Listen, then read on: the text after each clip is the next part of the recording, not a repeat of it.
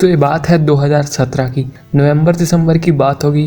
कतई सर्दी का मौसम था। उस टाइम मैं 11th स्टैंडर्ड में था। पढ़ाई लिखाई के साथ मेरा बहुत हार्ड क्या वाला सीन था। मतलब उतना ही हार्ड जितना आपके क्रश से रिप्लाई लाना है। हाँ, तो जैसे कि मैंने बताया कि नवंबर दिसंबर का मंथ चल रहा था, तो हमारे फर्स्ट टर्म का एग्ज़ाम हो चुका था। इसके बाद हमारे स्कूल ने पीटीएम उर्फ पेरेंट्स टीचर मीटिंग ऑर्गेनाइज़ कराया, और ये वही पीटीएम था जिसमें हमारे पेरेंट्स को हमारे फर्स्ट टर्म के मार्क्स पता चलने वाले थे। वैसे तो क्लास में हमें पहले से ही हमारे मार्क्स बता दिए जाते थे, और क्योंकि मेरे मार्क्स कुछ ज़्यादा ही अच्छे आते थे और मैं शो ऑफ में ज़्यादा बिलीव नहीं करता, तो मैं घर में मार्क्स बताता ही नहीं था। Meanwhile, भाई क्या बताऊँ, फिजिक्स में फेल था मैं।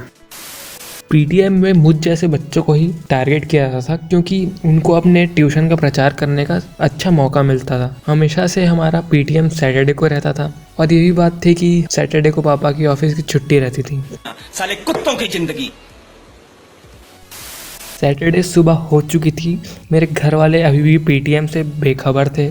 मैंने फिर कैसे भी करके उन्हें मना लिया कि आज मेरा तबीयत ख़राब है और आज मैं स्कूल नहीं जा पाऊँगा, क्योंकि उन्हें ये नॉर्मल डे लग रहा था सैटरडे का। तो वो कैसे भी करके मान लिए कि ठीक है, आज मत जाओ स्कूल।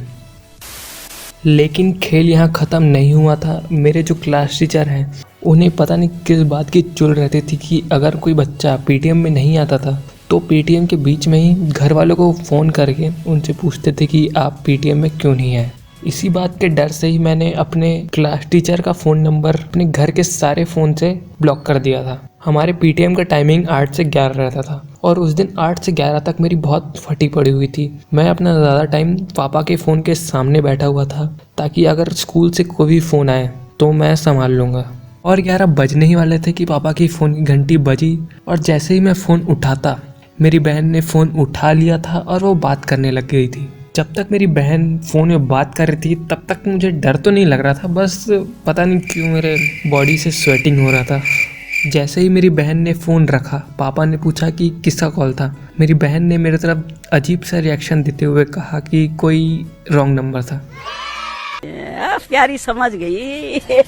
और यही बात सुनकर मेरी जान में जान आ चुकी थी, और कैसे भी करके मैंने सैटरडे निकाल लिया। तो फिर आया नेक्स्ट डे संडे।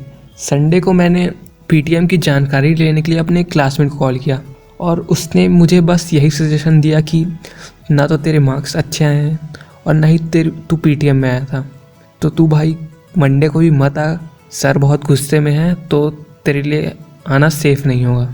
और यही बात सुनकर मेरी रूह कांपने लग चुकी थी। मैंने अपने घर वाले को मनाने की बहुत कोशिश की कि कल मैं स्कूल नहीं जा पाऊँगा, लेकिन इसका कोई फ़ायदा नहीं हुआ। घर वाले नहीं माने।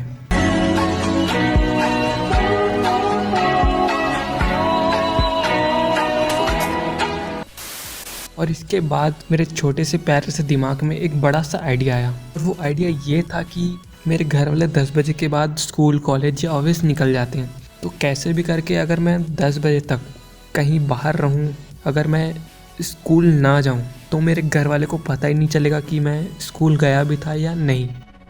अरे कहना क्या चाहते हो? अगर आसान भाषा में बोलूँ तो वो कोई बंक मारने का प्लान था। नेक्स्ट डे मंडे मैंने यही किया। मैं 7:30 बजे घर से निकल गया और घूम फिर कर मज़े कर 10 बजे तक 10 साढ़े 10 बजे तक घर आ गया। स्कूल से आने के बाद मैं थोड़ा स्ट्रेस था, लेकिन शाम को जब मम्मी ने बताया कि कोई आज शादी में जाना है, तो खाने का सोच कर ही मेरा स्ट्रेस कम होने लग गया था। लेकिन जैसे कहा जाता है, night has its own fate. जैसे ही हम शादी में पहुंचे, मेरी बहन ने मेरे क्लास टीचर को देखा और क्लास टीचर ने मुझे।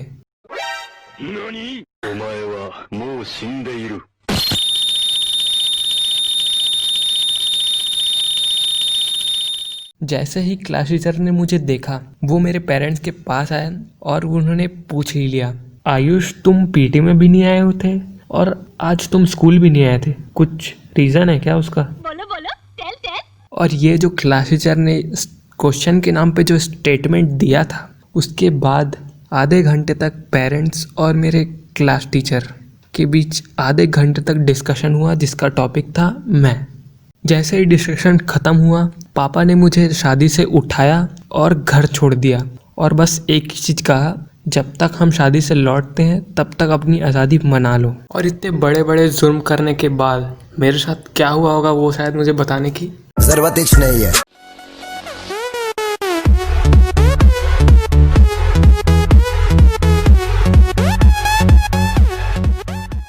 थैंक यू दोस्तों स्टोरी को इतना टाइम देने के लिए। अगर आप अपने एक्सपीरियंसेस या कोई सजेशन शेयर करना चाहते हैं तो आप नीचे कमेंट सेक्शन में कर सकते हैं।